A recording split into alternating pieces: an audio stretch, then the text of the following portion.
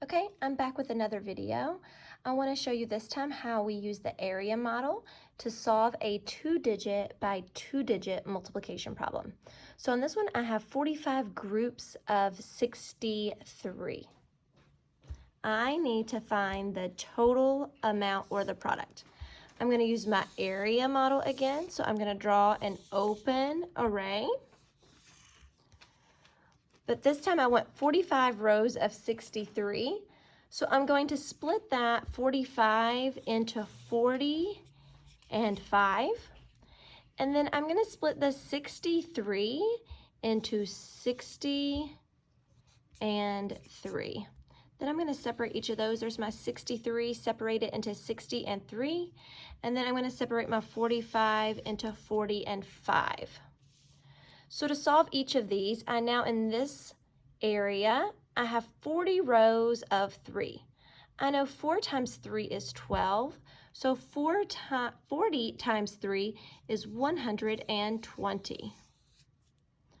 I'm then going to move down to this part of my array. I see I have 5 rows of 3, and that's 15.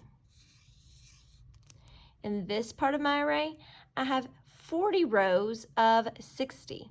Now, I know 4 times 6 was 24, so 40 times 60 is 2,400. In my last part of the array, I have a 5 rows by 60. I know 5 times 6 is 30, so 5 times 60 is 300. So I solved each part of my array. I now need to take all of those parts and to put them together because I am looking for a total. So I have 2,400 plus 300 plus 15 plus 120. Of course, when I add, it doesn't matter which order I do those in because it's still going to give me the total. Also, you want to make sure that your place value is lined up so that you're adding all of your ones placed together, all of your tens, hundreds, and thousands. You may want to draw those lines so that you can see that. I have 0 1s, 0 1s, 5 1s, and 0 1s. That makes 5 1s. I then have 1 10 and 2 10s. That makes 3 10s. I then have 400s and 300 and 100.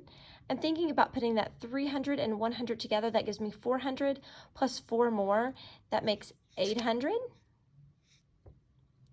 And then over here in the thousands place, I have 2,000. So if I have 45 rows of 63, or I could think of it even as 63 rows of 45 or groups of, that gives me a total of 2,835 as my total.